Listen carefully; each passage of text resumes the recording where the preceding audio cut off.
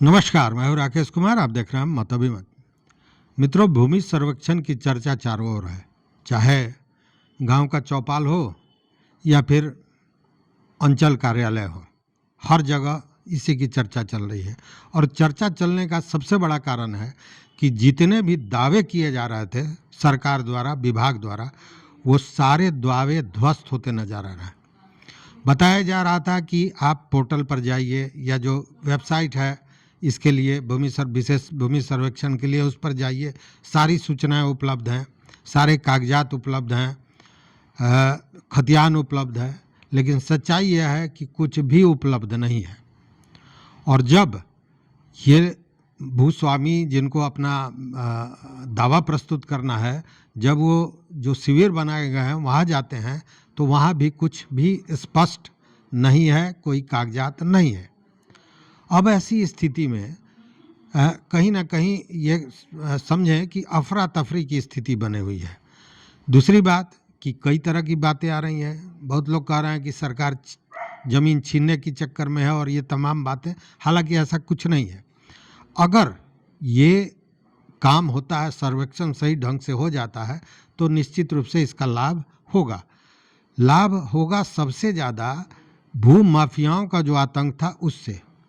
लेकिन ये जो कहा जा रहा है कि इससे जो केस है ये घट जाएगा, न्यायालय का पर जो दबाव है वो घट जाएगा, ये घटता हुआ नज़र नहीं आ रहा है। इसलिए कि जो सर्वे है उसको अगर देखिएगा तो जो चीज़ें न्यायालय की थीं वो न्यायालय में ही रह जा रहा है। सर्वे के आधार पर कुछ भी मामले को साफ करने का, किसी विवाद का निस्तारण हो, इस तरह की कोई व्यवस्था नहीं की गई है। अब जरा देखिए, हम पीछे भी वीडियो बनाया है जिसमें उत्तराधिकार पर हमने बनाया था, नकली कागज़ पर बनाया था कि उन स्थितियों में क्या होगा। इस बीच में 2-3 दिन गैप था, उसमें व्यक्तिगत कारणों से, और मैं भी इसी काम में लगा हुआ।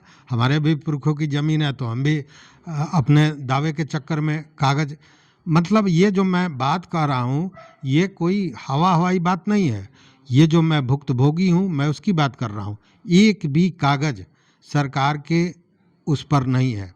मेरी जमाबंदी कायम है, मेरे पास 8 ज़मीन है, मेरे पास यह भी पता है कि उसका जो दाखिल खारिज हुआ उसका केस नंबर क्या है, डेट क्या है, हमने लिख रखा है। लेकिन ये किसी भी कर्मचारी ने या अंचल में ये जो कार्रवाइयाँ हुई हैं इसको कभी रजिस्टर में चढ़ाया ही नहीं है। तो जब रजिस्टर में ही उपलब्ध नहीं है तो पोर्टल पर या साइट पर उपलब्ध होने का कहीं कोई सवाल ही नहीं है। यहाँ तक कि आप खुद देखिए ना कि आप जमा किए होंगे 22-23 का रसीद या 21-20 का रसीद, और जब आप जा रहे हैं रसीद देखने अपने खाता खेसरा का जो ज़मीन है उसका, तो पता चल रहा है कि 2012 का रसीद चढ़ा हुआ है, उसके बाद कोई रसीद नहीं चढ़ा है, और जबकि आपने रेगुलर दिया है।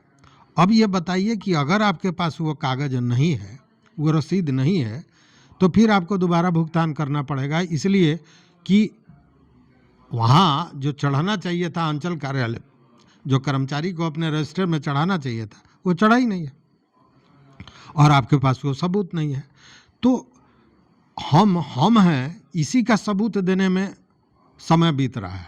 मतलब कि ये जो ज़मीन आपकी है, जिस ज़मीन पर आपने रेंट दिया है, जिस ज़मीन का आपने दाखिल खारिज किया है, अब आप ही को बताना पड़ रहा है कि हमने दाखिल खारिज भी कराया है, हमने रसीद भी कटाया है, ये ज़मीन भी मेरी है, मैं ही राकेश कुमार हूँ, मेरे ही पूर्वज की ये ज़मीन है, सब आपको दुरुस्त करना है। जबकि ये सारी चीज़ें अंचल कार्यालय में होनी चाहिए, वो कस्टोडियन है, और अगर अंचल कार्यालय में नहीं है तो जिला कार्यालय में होना चाहिए।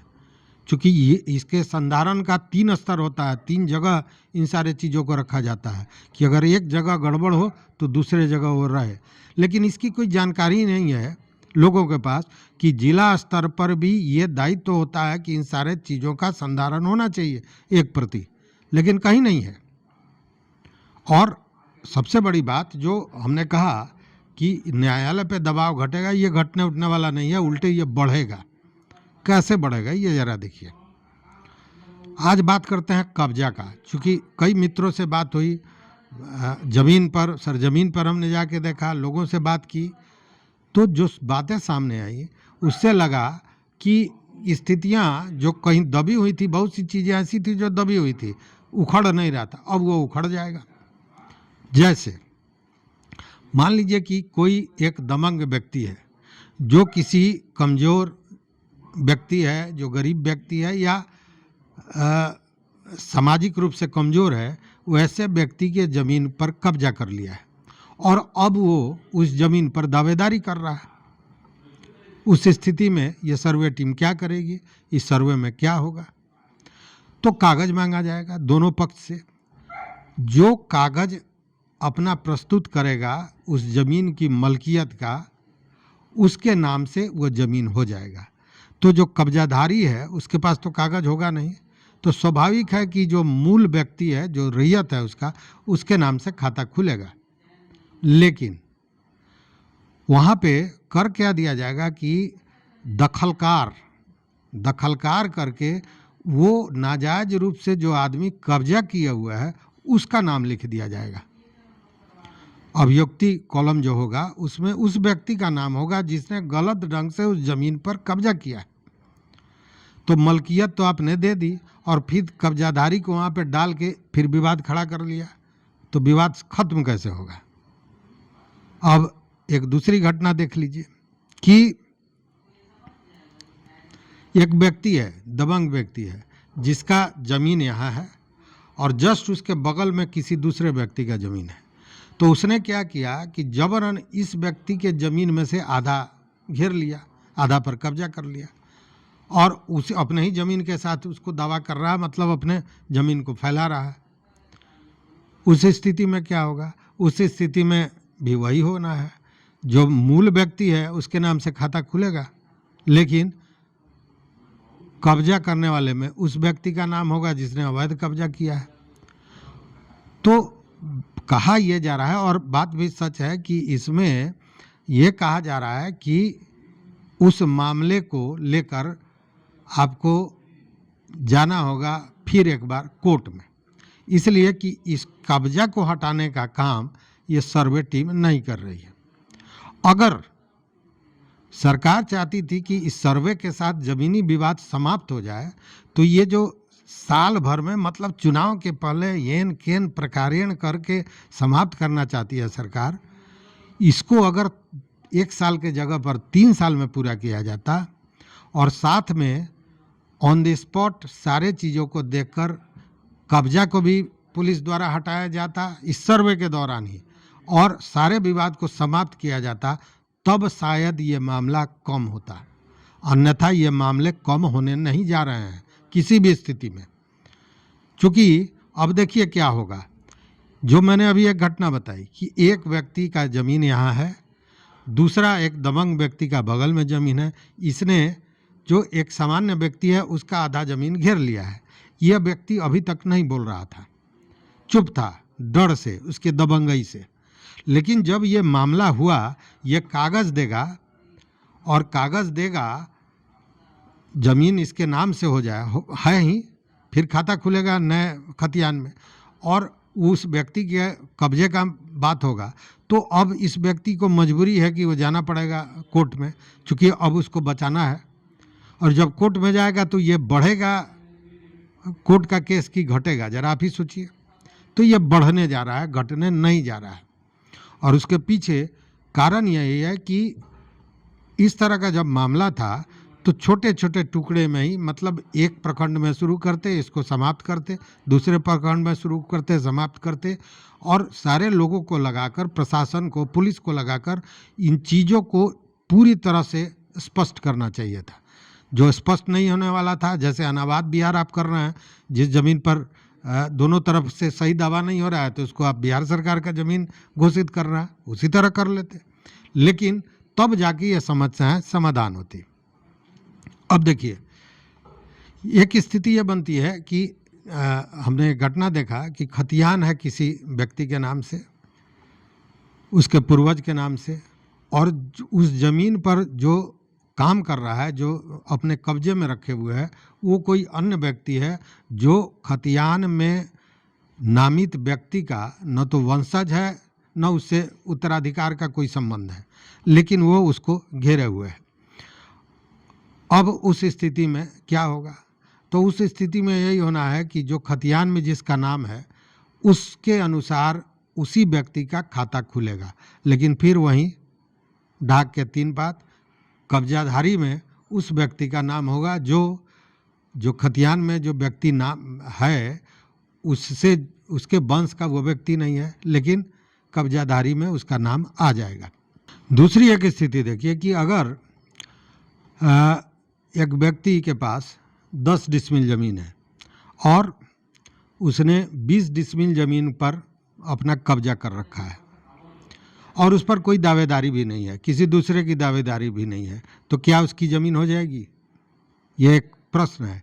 चूँकि ऐसे एक हमारे परिचित हैं जो हमारे बगल के ही हैं, उन्होंने इस तरह की ये घटना कर रखी है।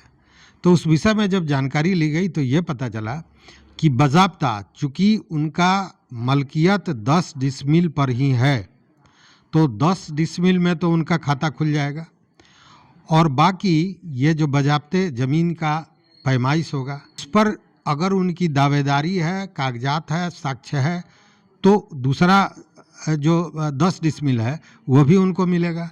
अन्यथा जिस 10 डिसमिल का वो साक्ष्य दे रहे हैं वो उनके नाम से होगा और बाकी का जो 10 डिसमिल ज़मीन है वो बिहार सरकार के नाम पर चला जाएगा। तो ये जो 1 कट्ठा लिखा कर और 2 कट्ठा घेरने वाले हैं और मुझ पर ताव दे रहे हैं, तो उनको मुझ पर ताव देने की ज़रूरत नहीं है, वो ज़मीन आपकी होने जा नहीं रही है। ये बात समझ लेने वाली है। एक आध केस ऐसा भी देखा गया है कि खतियान में जिसका नाम है वो अप्लाई कर रहा है, वो एक आवेदन दे रहा है सर्वे वाले को कि खतियान में हमारा नाम है, हमारे पूर्वज की ज़मीन है, लेकिन इस पर कब्जा फलाने व्यक्ति ने कर रखा है, उस कब्जा को हटा दिया जाए। तो मित्र यहाँ पे स्पष्ट समझ लीजिए कि ये जो सर्वे टीम है ये कब्जा हटाने का काम नहीं करेगी। ये ज़्यादा से ज़्यादा बहुत खुश होगी तो यही करेगी कि खाता आपके नाम से खोल देगी और कब्जादारी में उस व्यक्ति का नाम दे देगी जो नाजायज़ रूप से है, जानते समझते हुए। इसीलिए हमने पहले भी कहा कि ये जो कोर्ट के मामले कम हो जाएंगे जो कहा जा रहा है, ऐसा होने नहीं जा रहा है। अब आपको याद होगा कि पिछले दिनों एक बड़ा शगुफा चलता था, एक मजाक भी होता था कि सबसे बड़े अतिक्रमणकारी इस धरती पर कौन है? तो होता था कि सबसे बड़े अतिक्रमणकारी जो हैं सो हनुमान जी हैं, बजरंग बली। होता क्या है कि जब किसी व्यक्ति को कोई ज़मीन छेकना है तो वहाँ पे एक पेड़ लगा देगा पीपल का और नीचे एक हनुमान जी की मंदिर जैसा, या यूँ कहें कि हनुमान जी की मूर्ति रख के छोटी सी, और उस पर सिंदूर अबीर चढ़ाना शुरू होगा। कुछ दिन के बाद पता चलेगा कि वो मंदिर का रूप ले रहा है और वो ज़मीन उस व्यक्ति जिसने ये काम किया है उसके पास चला गया। वैसे ज़मीन का क्या होगा? यह भी अतिक्रमण में सबसे ज़्यादा हनुमान जी अतिक्रमणकारी रहे हैं। ये भी मामले हैं, इसलिए कि एक नहीं सैकड़ों ऐसे केस हैं जहाँ पे हनुमान जी ने अतिक्रमण कर रखा है। तो वहाँ स्पष्ट है कि जो ओरिजिनल रैयत होगा, जो कागज़ प्रस्तुत करेगा, साक्ष्य प्रस्तुत करेगा, उसके नाम से खाता खुलेगा और कैफियत कॉलम में, मतलब जो अभिव्यक्ति होगी उसमें ये लिख दिया जाएगा कि यहाँ पे एक मंदिर है या हनुमान जी की मूर्ति है या पेड़ के नीचे हनुमान जी को रखा गया है जहाँ पूजा की जा रही है। बस इतना ही होगा, उसके अलावा कुछ नहीं होगा। तो कहने का मतलब है कि जो अवैध कब्जा करने वाले लोग हैं उनको हटाया जाएगा या नहीं हटाया जाएगा, आपको कब्जा दिलाया जाएगा कि नहीं दिलाया जाएगा, ये सारी जो चर्चाएं होती हैं ये सब बेमानी है। जिसका ज़मीन है उसके नाम से खाता खुलेगा और जो कब्जा अवैध रूप से किए हुए है उसका नाम भी दर्ज होगा कब्जाधारी के रूप में। यही है स्थिति। तो अब आप देखिए कि आपके ज़मीन पर किसका कब्जा है और आप क्या साक्ष्य प्रस्तुत करते हैं। तो इस वीडियो में बस इतना ही। देखते रहिए मत अभिमत। मित्रों, कोई प्रश्न हो तो निश्चित रूप से हमारे कमेंट बॉक्स में दीजिए, हम कोशिश करेंगे कि उसका जवाब ढूंढकर आपको दें। अगर चैनल पर नए हो तो सब्सक्राइब कीजिए, या अब तक नहीं सब्सक्राइब किया हो तब भी सब्सक्राइब कर लीजिए और अपना विचार जरूर दीजिए। देखते रहिए मत अभिमत। बहुत बहुत धन्यवाद, बहुत बहुत धन्यवाद।